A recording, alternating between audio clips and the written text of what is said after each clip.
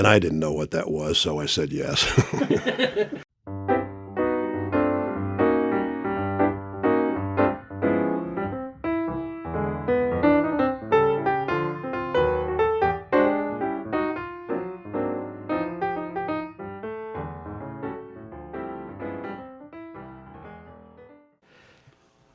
Welcome to the 100th episode of the Tuck Shop Podcast. David, we made it.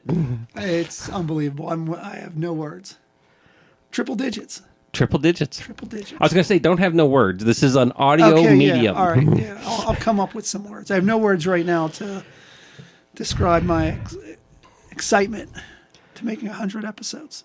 I am very thrilled. And I know you had shared some of the statistics out on social media about what... It's pretty rare for shows to get this Who'd have thunk it? long, and we were successful. How many podcasts do you think are out there if you had to? Oh, it's a Billions. lot, but because everyone wants to start one, Yeah. and that's the statistic. You most of them fail within the first 5-10 episodes because this is work. It's not. You got to be consistent. Yeah, like I always consistent. say, social media is only social when it's social. Like you can't start a Facebook page. Post one picture, never post anything again and say, we don't have any followers. Yeah. Or Instagram or any of that. You got to stay active. And the same thing I think with podcasts. If you did one podcast and did one a month and it wasn't regular, I mean, it's interesting because I bump into alumni and they're regular listeners. And I say that kind of with like a laugh in my voice because it's like, it's great. It people doesn't actually feel out like there, we should be doing this. People out there listening. Like there's Yeah. actually alum that are like, oh, I listen every week to the podcast, the Tuck Shop podcast. And I can even remember when we first came, or I think you came up with the name, there was an administrator. Whenever we said, here's what we're going to call it. And this administrator said, oh, I don't understand. Are you going to talk about menus and what they're going to eat at the Tuck Shop? I don't get it. I don't understand. And it is that kind of like, this is what you did at the Tuck Shop. You kind of hung out, talked in between class, and even It's an interesting medium because you're sitting here in an office with no audience. You can't see anybody on the other side. Yeah, it's just a conversation. Is anyone listening? Now, neither of you have reputations for being no words people. That's true. That is true. To kind of close the circle and welcome our guests before we kind of go over some of the things that we have news-wise and then talk for a while. Because we made it 100 episodes and David and I didn't get fired because of it. We're going to up the difficulty. So my boss is here today, Ray Wrabley. Thanks for coming. All right, glad to be here. I haven't been here 100 years, but it may seem I was going to like ask that question. I think it's 100 years in Wrabley years, though, isn't it? We're going to talk a little bit about history and so forth. But before we do want to point out, you got, as of the airing of this, on Wednesday here, you're going to have 2 days to register for your foursome or a whole sponsor for the alumni golf. So that link will be in the description. Yep. And since the last time we talked, we have a new class. Some new, some repeats. Well, yeah, of alumni board members.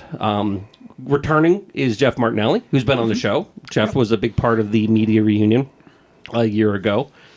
Jeff Cirola, him and his wife were on in February as one of our Mountain Cat couples.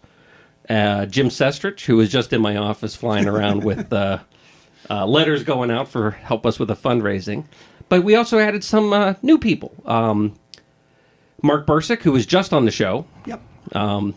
Most notably for talking about some of the cool technical stuff he's been doing. Chester the Lobster, and apparently punching you. Not in the show, but earlier than that. Pre-show. We'll get there.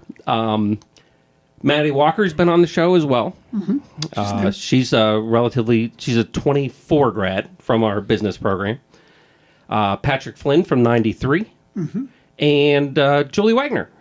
Dr. Julie Wagner, Criminology, who's 86 grad. Yeah. She probably doesn't want me to say that. But those are our this cycle's new or returning board members. So congratulations to them. Yeah. They will assume their duties July 1st, since we run fiscal year, and look forward to kind of wrapping up 26 and spending the rest of this year prepping for our big 27, which would be the 100th anniversary. Yep. So, anything else? No, I think that's everything you and I needed to cover. One thing I do want to cover, though, I believe, I'm not looking at my production notes. Okay. I do believe we'll also, again, this summer do the summer series. Oh, yes. There'll be a week or two here in between our 100th episode, but you and I are going to produce the summer series, which will be some of the best highlights of the show, as well as some updates on things that are going on. So you get some live content, you get some of the best ofs as well, and it gives us something for everyone to kind of stay connected to us and the show, as well as doesn't drive David and I completely up the wall, like running a weekly show. This is work. This is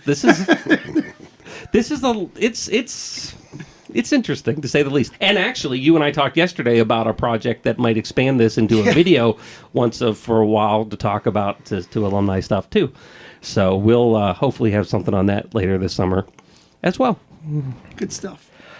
All right. Ray, thank you for coming. Glad to be here. I love that I kind of had to corner you at graduation on the stage, and you're like, yes, I'll come do the show. Thank you. That was a very good uplift before my speech. Mm-hmm.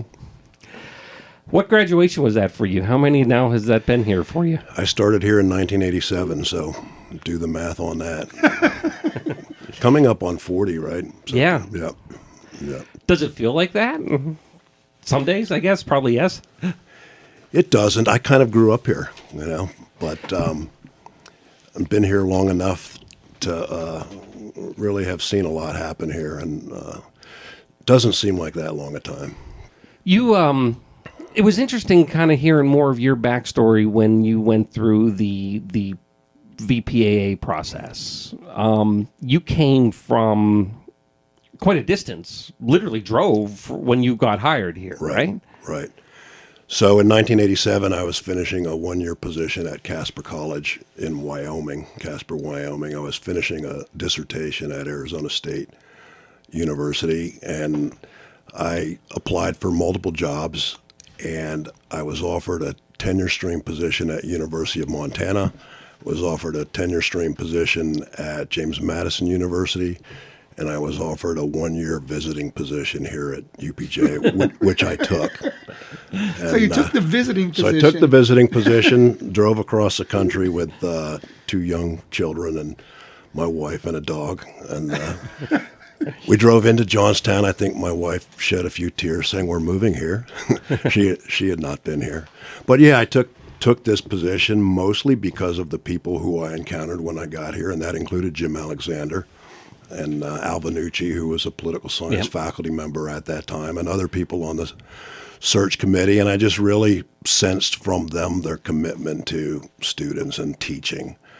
And it wasn't a big institution, big sprawling institution where faculty members are often ambitious about their own records and their own research. And so I really felt like it would be a good home, that there was a real commitment to being in a classroom and working with students to help them succeed.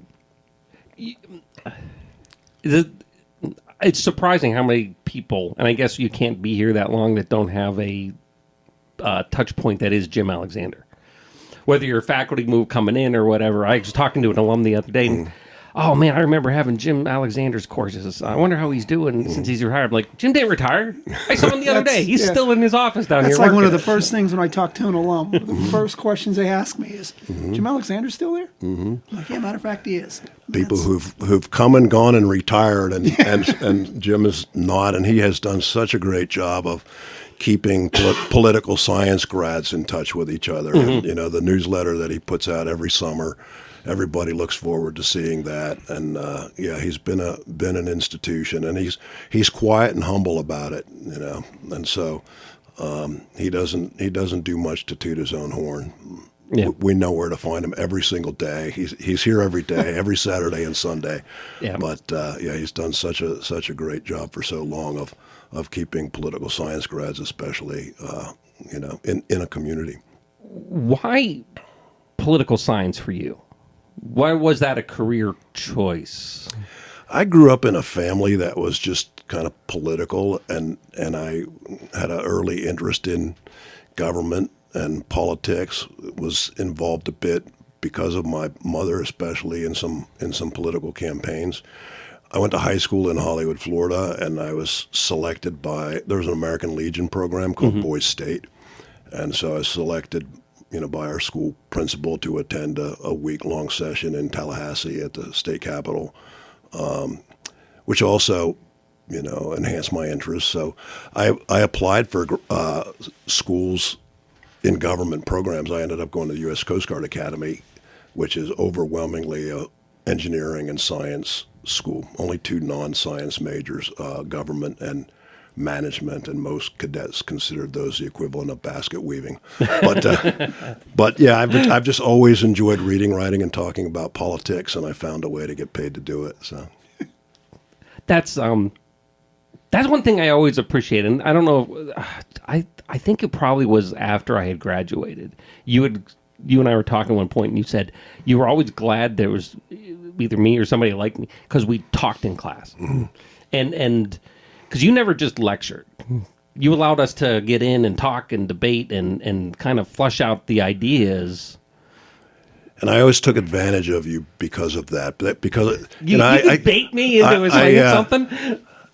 I see myself as a student and a professional student, and every time I got a degree and went out and put on a coat and tie and did an interview, I kind of got the jitters, and I said, I think I'll stay in school for a little bit longer because I'm good at it, And then I finished my master's, and I did the same thing. I dressed up like David here, and I went out and did an interview and got the jitters and said, I think I'll stay in school for a little bit longer while I figure out what I want to do. And then by the time I had a PhD, I realized I could keep being a student.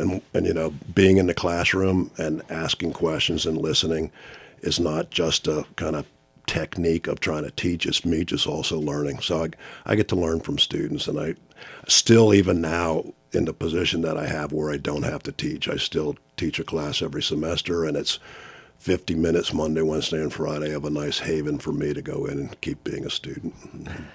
Thinking about that, because you went from 1 year visiting contract, which could have very well been it and done. Right. Yeah, long drive for a visit. Right. I mean, right. Yeah.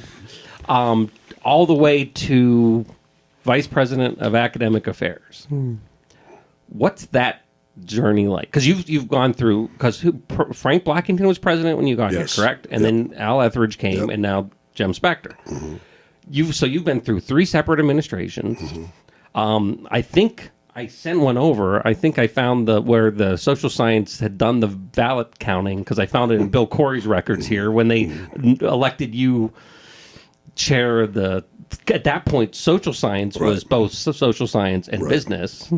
Did you anticipate moving up? Were you? I didn't, and I never thought about administration. I really didn't know what it was, and like I said, I liked being in the classroom, and for a long time I taught overload, so I was teaching five classes a semester, and back in I think 1999 or 2000. I was asked to step in to be the assistant vice president for academic affairs, and Paul Stremka had stepped down, and I didn't know what that was, so I said yes. and it was a better parking spot, right? I don't even know if I did that.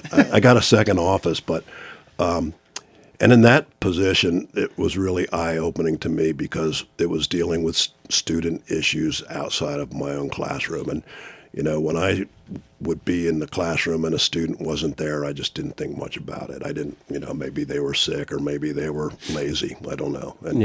But, one of the things that I discovered in that position was, the kinds of situations that so many students face that we just never see as faculty members. Whether it's mental health issues, whether it's drug and alcohol issues, family issues, deaths in families. All kinds of challenges that it was eye-opening for me. And to work with the students, I also then had to work with the registrar and work with financial aid and work with the counseling office. And so it was just a different way of learning for me and of teaching for me. Now, I had kids at the time that were of an age where I didn't want to keep doing it, so I didn't, even when I was asked to. But when I got the opportunity to do it in social sciences, the timing was good for me. And we're pretty laid back in social science here. Because then ran social science, then you had overseen the split Right. into two divisions. Right. And instead of saying, I'm going to stay and just run social science, you did division chair for both divisions. Right. And that, again, was an opportunity for me to learn, but it was interesting because business was one of the majors in social sciences, like geography or like political Most science. people, alumni-wise, would have graduated from social science with a Right. business degree until the last decade or so. And at that time, we might have had 50 or 60 majors in political science and in history, but business had 500. Yeah. Majors in one department in the division, and it made sense to elevate the visibility of that program, and I worked with the faculty there to draft the proposal to create the new division, and somehow I ended up staying on as the division chair there. And when we would hire new people, some of them would say, "How are you the chair of business when you're in political science?" And I said, I don't know. And it's a UPJ thing, man. And some of my business colleagues might have been asking the same question. I don't know. It's interesting to kind of see how that process has gone. And then so eventually you get tapped to, again, fill in interim and then now permanent VPAA. Has your perspective changed between the two stints? No, another interesting part of it is just that the environment that we operate in is a lot different and challenging, and some of those challenges are something that I appreciate engaging in. And at the peak, when I was first becoming division chair, maybe a little bit before that, we had 3,000 students, and as faculty members, we didn't think much about how they got here. We went in and our classes were full. And now, there's a big challenge because of a variety of factors of getting students here. And our enrollments have declined as they have in every college across Pennsylvania, for almost. And so for me, thinking now about how do we get students here? What do we tell prospective students and their parents? How do we recruit students to come to UPJ like I was recruited in 1987? How do we sell them on that? And then how do we keep them here? So part of my role now is broader in that I think more often about recruitment of students, retention of students, recruitment of faculty, mentoring of faculty. I have some real interest in seeing faculty members be able to come in and do what I've done, and so how can I help them be successful, starting off, in their 20s like I did. Maybe this is a good time to see if you wanted, because one thing that did occur since our last show that we haven't really talked about, that Ray, maybe you have as much probably more information than David and I tend to have about anything, would be Pitt announced a new regional tuition program. Right. So from my understanding is if based on income levels, I think it's at Right. 75,000, Right. anyone under that point has the potential to be able to attend with the difference between your financial aid and the cost covered by the university? Right. So the way I understand it, in effect, a student whose family income is below a particular cutoff doesn't pay tuition. And that's a reflection of what's happening, again, in a very competitive environment where schools are trying to attract students, and students and their parents are wondering about the value of college anyway. And so, we have a kind of double task of convincing them that not only is UPJ the place they should come, but that college is worth it. And it may, there are instances where 18-year-olds ought to consider a lot of options that don't necessarily mean a 4-year degree. Sure. But it's definitely something that those of us who, recruit students and have them pay to come here and borrow money to come here, that we've got an obligation to them, an ethical obligation to make sure that they're in the right place and that they're getting out of it what they should get out of it. And it took me a long time to come around to the notion of return on investment. I come out of a liberal arts background where college is something different. It's about being a student, but it's pretty clear that parents state legislators expect that, students who are borrowing money are getting their money's worth out of it. And now it's because of the competitive environment, there are schools that are making sure that families from particular backgrounds don't have that financial burden to come to college. Does that remove some of the skin in the game, though? I don't want this to be kind of taken in a negative way, but does it encourage someone who had no intention of a college career? When I use the word career, as a college career, but if I can go for a year or two at no cost. Right. I think that's a consideration, and I think when I've got my money on the line, do I have to, You're paying for it. Creates an incentive for me. Creates an incentive for my parents to make sure that I'm that I'm doing, and I think there's some factor, some consideration there about whether if somebody never sees a bill, does it make it easier for them to walk away? Right. And, I would hope and not. I would that hope it would not be to. more the opportunity Right. part of it. But. Right, and again, that's where I think there's a burden on us, who are in the classroom. Matt, you're one of them, to make sure that students want to come back to your class and they want to come back next semester, and they get out of it and what we did, and that is just some sense of it. It's I like it. I like being a student, as opposed to it's a drag. It's an interesting conversation to have from the standpoint of, because I'm sure you have it every day probably, but I've had it with kids too, is especially I love my intro to Earth and People, my geography course. That was the first course I ever took in this department. It's just like I feel like I'm doing something to keep. Every day I get to go in that classroom and I get spend a little bit of time with my buddy Bill Corey, and but it is a world of knowledge, gen ed for those outside of the last couple of years now. So you get I had to take this course. Like, you don't know what it's going to be. The number of times I've used courses that you don't know where it connects, but boy, you know what? I do write a lot. Or I ended up doing a lot of stuff in business. Or I ended up doing a lot of stuff in design and things that weird theater course that, that actually kind of was fun. And I learned something. You don't know where it applies. Right. So explaining to them, especially at a young age, you don't quite know what life's going to bring you. Right. Is part of the job. Right. There's a real tension right now between the emphasis on come in, know what you're doing, get on a career track, and get out with minimum debt. And that's kind of, what we're talking about in terms of return on investment.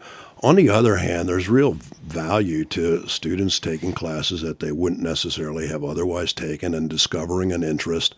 And that not very many students come in as geography majors. No. And not many students, not as many students come in as political science majors. And I always took it as a challenge because I've had tens of thousands of students, and I would teach the Intro to American Government, American Political Process, sometimes in the Blackington Auditorium with 80 students in there. And I'd ask them right off the bat, why are you taking a class in politics? And they said, because I have to. It's a gen ed class. And I'd ask them, what do you think about politics? And what do you think about politicians? And they said, I think it's terrible. But doesn't that kind of, I don't even know how to put that. This is our government. I mean, when I have to take a class, and I'll say this, and you're probably going to throw something at me. When it comes to government, I've often said this somewhat jokingly, but somewhat with some truth behind it. But if you don't know about this government, you don't know about this country, do you have the right to vote?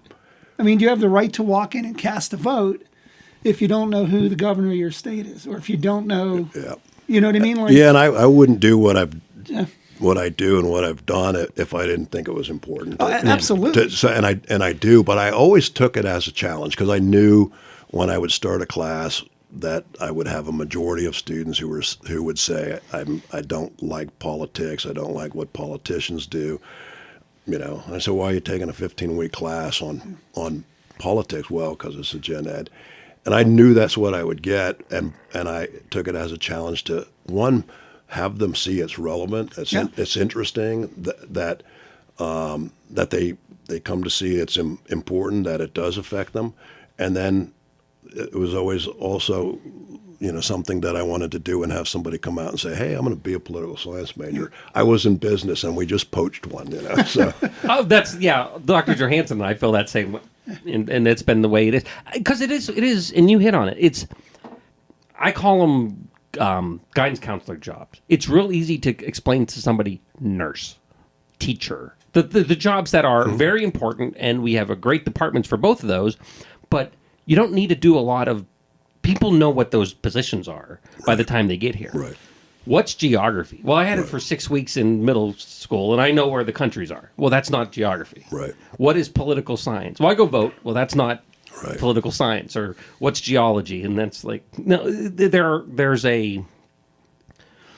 almost a sales pitch that has to happen to kind of say, hey, this wider world exists. But I think there's a big difference between government and intelligent government. You know what I mean? Like there's got to be, just like, I don't know. But there's that seriousness. This is everything that affects you every day. Somebody's made a decision. Right. And I you think, have a part in that. and by taking a class in political science and American government, certainly students come to see that. I think our colleagues in engineering would say it affects you too. That the walls stay up, and the bridges stay up that you drive over. And maybe that's more, pun on words. Maybe that's more concrete. Maybe that's more tangible. Could we govern ourselves without a government? Right. Probably. Could we do it well? Probably right. not. But the point Matt made, that if you're in accounting, you're presuming you're going to be an accountant, and if you're in nursing, you're going to be a nurse. And we do get the questions from prospective students and their parents. What can you do with a political science degree? I've got a student who is interested in politics and government, and I'm wary about them majoring in it because what are they going to do? And I find many become lawyers. Well, I mean, this is just my pull on alum when I'll call political science, because I'll go down my list when I make calls, and I'll be honest with you, I don't want this to sound wrong, but I'll look to the majors, and I look for the humanity majors, I look for the political science majors, because when I ask that question, so what have you been doing for the last 20 years? They're lawyers. Something's going to be interesting rather than, I went in as an engineering degree, I got an engineering for the last 20 years, blah, blah, blah, blah, blah, blah, blah. Well, one of the things that I do at those admissions events is I bring Jim Alexander's newsletter along. And if they say, what can I do with a political science degree? I say 1,000 different things. Mm-hmm. Look at the, because Jim always included graduates from the 70s, 80s, 90s, all the way up till last year. And they're military officers, they're judges, they're in business, they're in healthcare, they're lawyers, they're teachers, they're professors, and I stay in touch with some of them, and any of them who are listening now, I'd be glad to get an email from them to catch me up. But I think it's important that students have an opportunity to discover an interest, and just because they started in accounting doesn't mean that's what they should do. It's very interesting to see that progression, and that's why I kind of joked. I think I even joked at graduation this year about I too don't know what I want to do when I grow up, because you don't. The world, and we've had people on. We've talked about the stuff that how the world that even people just a hair older than me that they moved into doesn't exist anymore. You go to a job, and that's your job until you retire. Mm-hmm. That world doesn't really exist anymore. Literally, I tell the students the same story. My grandfather got back from Korea, went into Bethlehem as a draftsman because he could do the math. Didn't need a professional degree. Just at that point, they're just like, here you go. Here's your slide rule. Good luck. And retired from the same desk. Right. You don't do that now. You don't know what the world's going to bring. When we're generating, Dr. Masasati and I have been looking, and we've been generating rainfill chloropleth maps using AI. That is a 15-week course that we can now do in 15 minutes. Right. the world is going to, in 5 years, is going to be completely different. You got to be prepared and be able to kind of put these things together. Right. Speaking of change, I kind of want to, because you have a better feel for this than I tend to get into with the students. How has, since you came in at first year visiting to today, what's the student, is the level of interest, does that fluctuate in politics? Like, do you get occasionally more people that are more passionate, they're less passionate? Does that track in poli-sci with the news? Or is it? It does fluctuate, and I think it fluctuates even with election cycles, and the extent to which the news is the political news is bombarding you as it does during election time. Is your job easier on presidential election years? Is that what you're saying? I think even if you look at student organizations on campus and the clubs of students that either college Democrats or Republicans or other types of of those types of clubs, they disappear between especially presidential election cycles.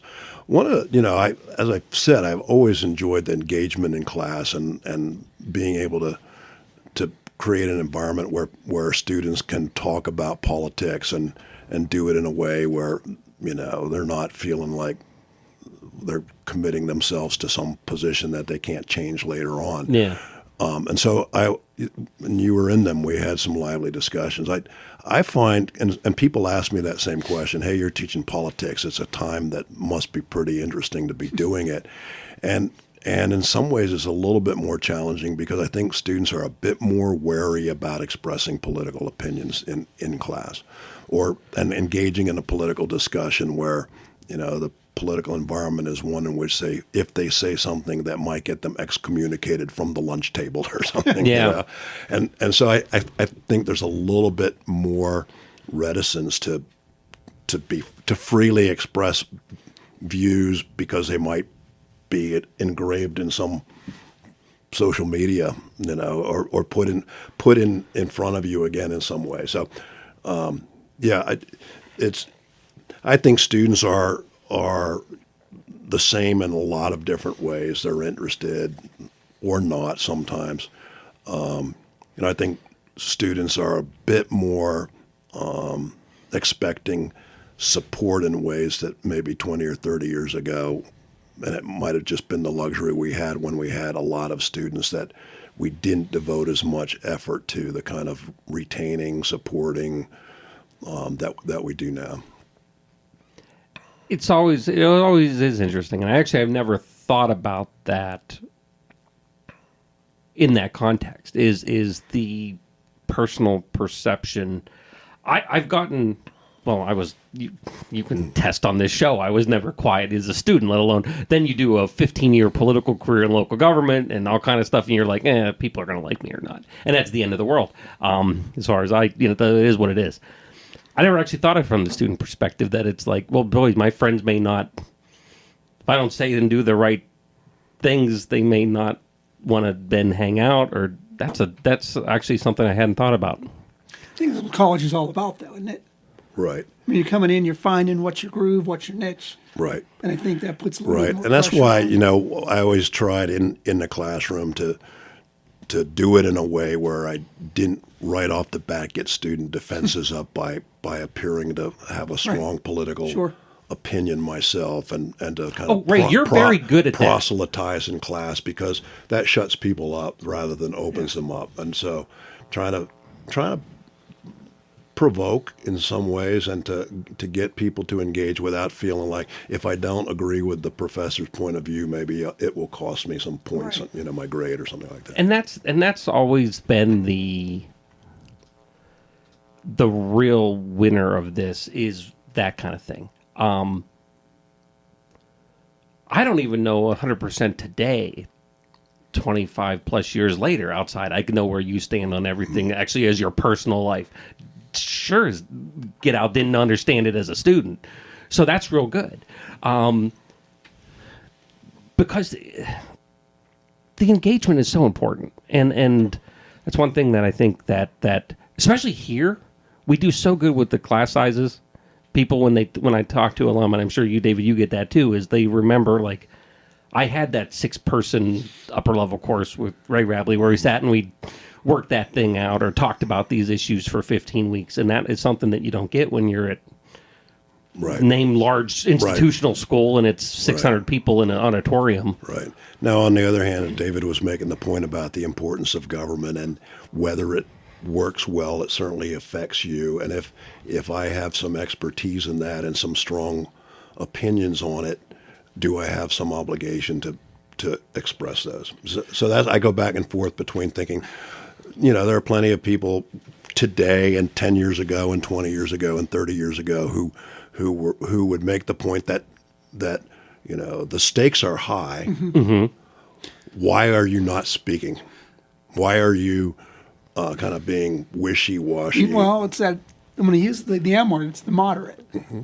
Like nobody wants to be called the moderate, but I don't know. I mean, there's something to be said for right. But there's I see the other side also of some colleagues, maybe not here at UPJ, who would say, yeah, you should in the classroom be showing the stakes and telling them which side is the right side of those stakes. Yeah. So I can see both sides. But that's not your job, is it? I mean, your job well, is I don't know. teach. That's the argument, isn't it? Yeah, I would think that you would want students that would think. I mean, politics is not like mathematics, where mathematics it's right or wrong.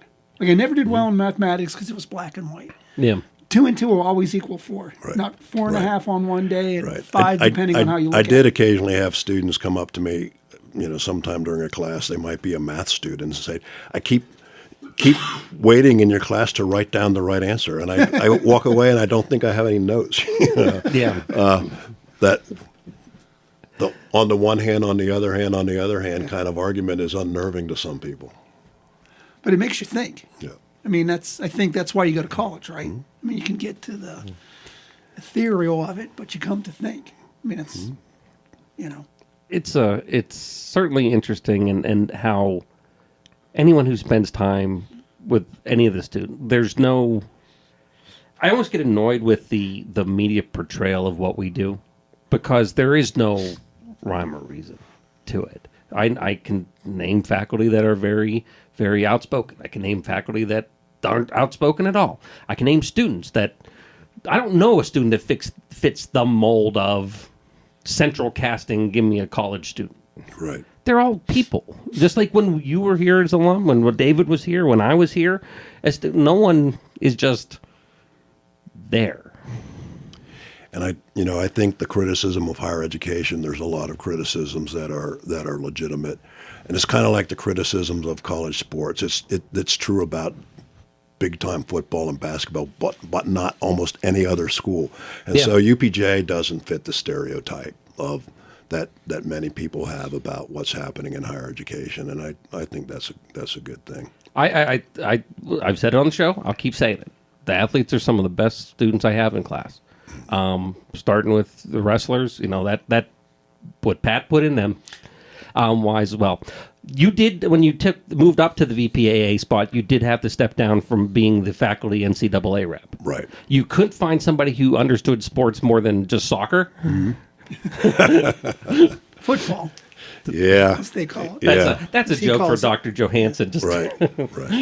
No, that was always something, I think it's important. It's required by the NCAA, and it was always, the student athletes are students, and they're good students, and and they see the athlete side of it as also being of learning. And I know the coaches are teachers, and so I always was glad to be helpful in having the student athlete experience be a good experience and having them become successful students and have a career as a college athlete that they could look back on and feel those like careers intercede with one thing: discipline. Mm-hmm. You're not going to be a good student. You're not going to be a successful alum. We talked You're to not Rich going to be Reagan successful, right? a couple weeks ago. And if you don't have that discipline and that sacrifice team, right? I mean, and hard work. It's more obvious, I think, than people. How does it apply? Well, right.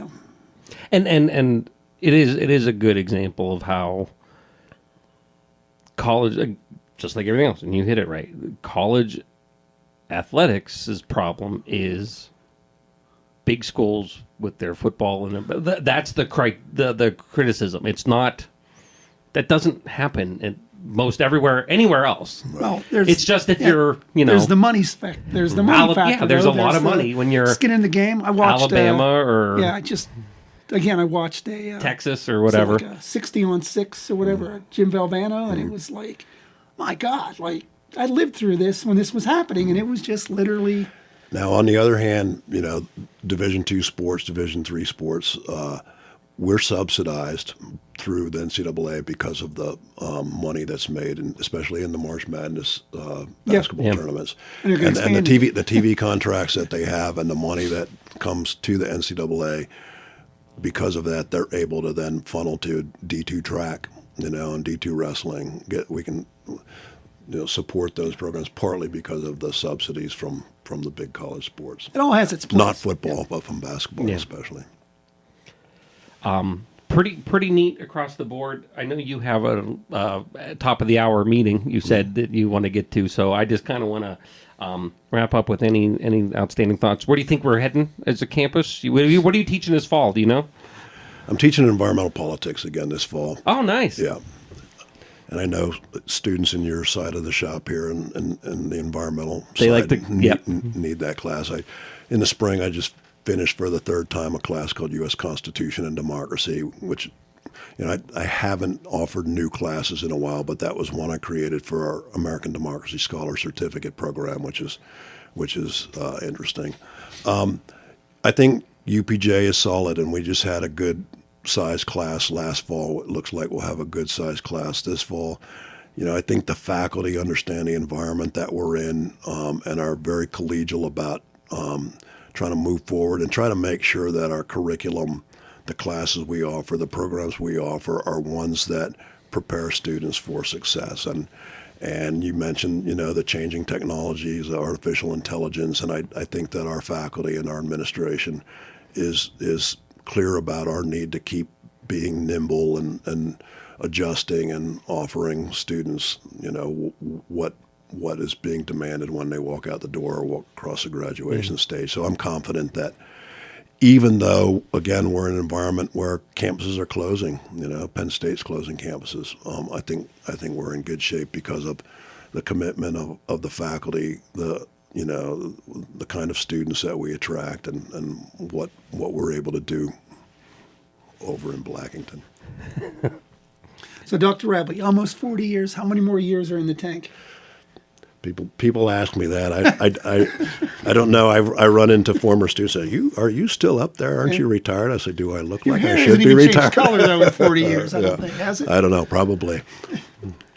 Pat Flynn, you mentioned, was I remember that group way back then. So if you asked him, he'd probably say, "No, I don't recognize him." I don't know. Yeah. I'm excited. I had a good conversation with Pat the other day. Pat's a good guy. Yeah, I talked to him a while ago.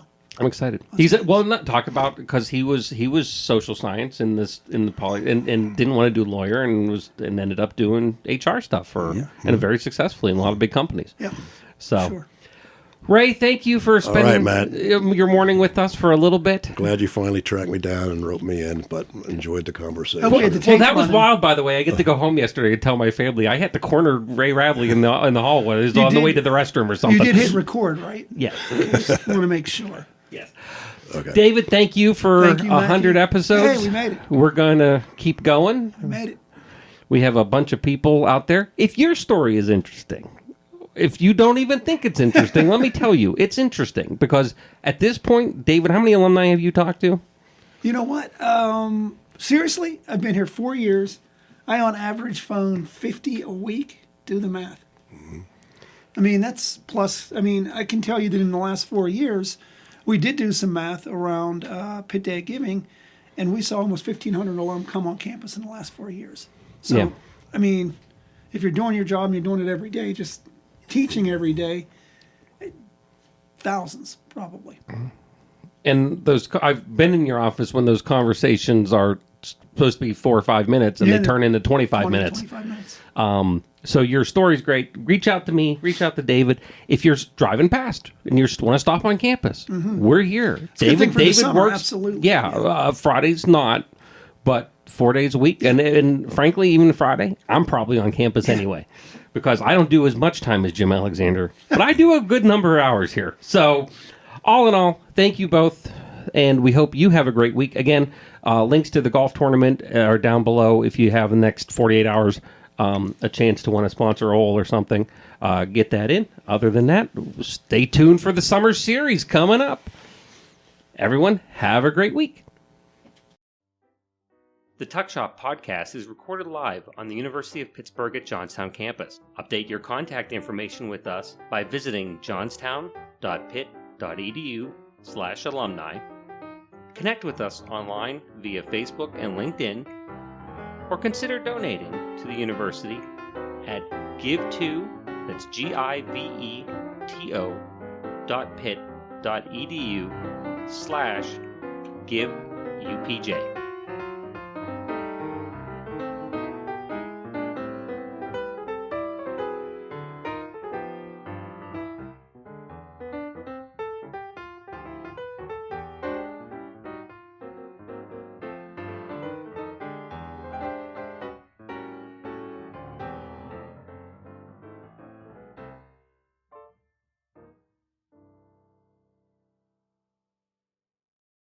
This has been a production of Quantum Wave Media. Views expressed do not necessarily reflect the opinion of the University of Pittsburgh at Johnstown.